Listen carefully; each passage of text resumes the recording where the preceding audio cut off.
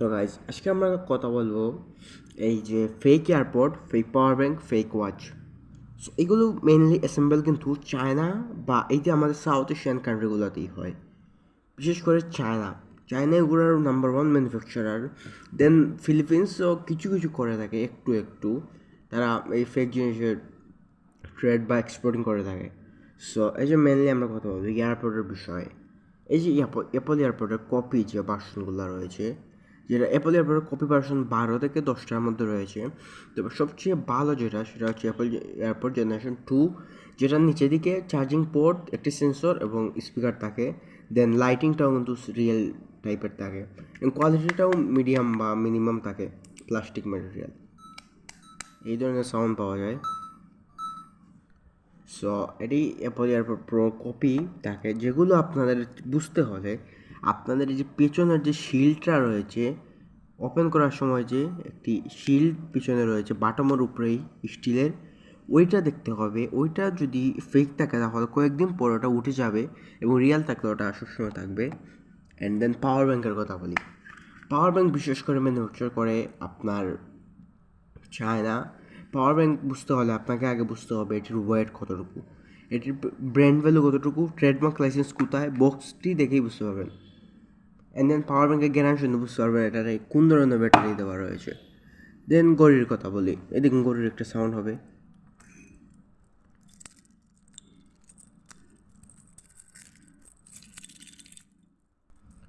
So এই ঘড়িটা হচ্ছে কারিনের কোয়েট্রেস সিরিজ, কারিনের ঘড়ি। এটি কিন্তু অরিজিনাল পাওয়া যায়, কপিও পাওয়া যায়। তো কপিটা আমাদের দেশে মিনিমাম 1000 থেকে 800-এর মধ্যে, এবং রিয়েলটা হচ্ছে এই যে আপনার রিয়েলটা 11 থেকে 12 হাজার টাকা। সো আপনারা এগুলো পার্থক্য বুঝতে পারেন। এইখন আমরা বলি ফেক এবং এই রিয়েল জিনিসের মধ্যে কোয়ালিটি কতটুকু এবং আপনার মস্তিষ্কর সাথে এর কী সম্পর্ক রয়েছে। মেনলি এয়ারপড যখন কানে দিবেন, ফেক এয়ারপড, ওইগুলো থেকে অনেক বেশি রেডিয়েশন ক্রিয়েট হবে, যা আপনার ইয়ারের মধ্যে ব্লক তৈরি করতে পারে এবং ব্রেনকে ড্যামেজ করতে পারে। দেন ফেক পাওয়ার ব্যাংক আপনাকে ক্ষতি করবে, প্লাস আপনার এই পাওয়ার ব্যাংক দিয়ে যে জিনিসটা চার্জ দেবেন ওইটাও ক্ষতি হবে। সো এগুলো দেখে কিনবেন। ঘড়িতে তেমন কোনো সমস্যা নেই, জাস্ট ঘড়িটা কিন্তু ফেক কিনতে পারেন আপনারা, তবে এটা যে কোয়ালিটি এবং এটা যে ওয়াটার প্রুফিং এগুলো সব কমে যাবে। এসব ঘড়িতে কোনো সমস্যা নেই, আপনারা কিনতে পারেন। দেন এখন কথা বলা যাক আমাদের দেশে এগুলো কতটুকু। আমাদের দেশে 70% মার্কেট এগুলো নিয়ে বসে আছে। অ্যান্ড দেন আজকে আমি আপনাদেরকে 5টা অনলাইন বিজনেস সম্পর্কে ধারণা দেবো এগুলো নিয়েই। সো আপনারা এগুলো বিক্রি করতে পারেন অনলাইনে কোনো পেজ বা কোনো আইডি দিয়ে। পেজও খোলা ভালো, বা কোনো ইউটিউব চ্যানেলও বা ইনস্টাগ্রাম পেজ, ফেসবুক পেজে এগুলো খুলতে পারেন।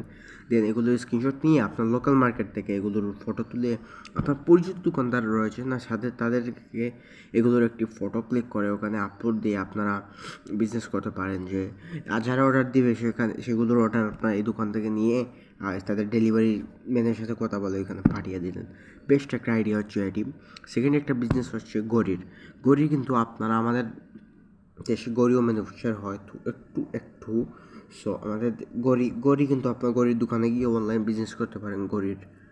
পাওয়ার ব্যাঙ্কেরও সেম ক্ষেত্রে আপনারা করতে পারেন। তো দুটি বিজনেস আপনারা ঘরে বসেই করতে পারেন। দেন আরেকটা হচ্ছে যে ওয়েব ডিজাইনিং এমন একটা জিনিস যেটা সারা জীবন চলতে থাকবে। আপনারা আজ পর্যন্ত কোনো জিনিস এমন দেখা নাই যে যেখানে ওয়েব ডিজাইনিং কাজে আসে নাই। বিশ্বে প্রায় 30,000-এর উপরে ওয়েব রয়েছে, যেগুলো ডিজাইন করেছে আপনার মতো সাধারণ মানুষ। So web designing is main.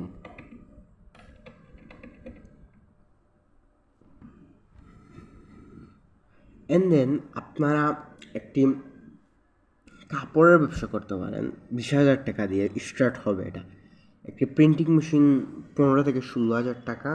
And দেন একটি গেঞ্জির দাম আপনার 2 থেকে 300 টাকা। ওইটাকে প্রিন্ট করে আপনারা 500-600 টাকা ইজিলি বিক্রি করতে পারবেন। সো আজ থেকে বিজনেস শুরু করুন এবং কোনো একটা পদক্ষেপ নেওয়ার ট্রাই করুন।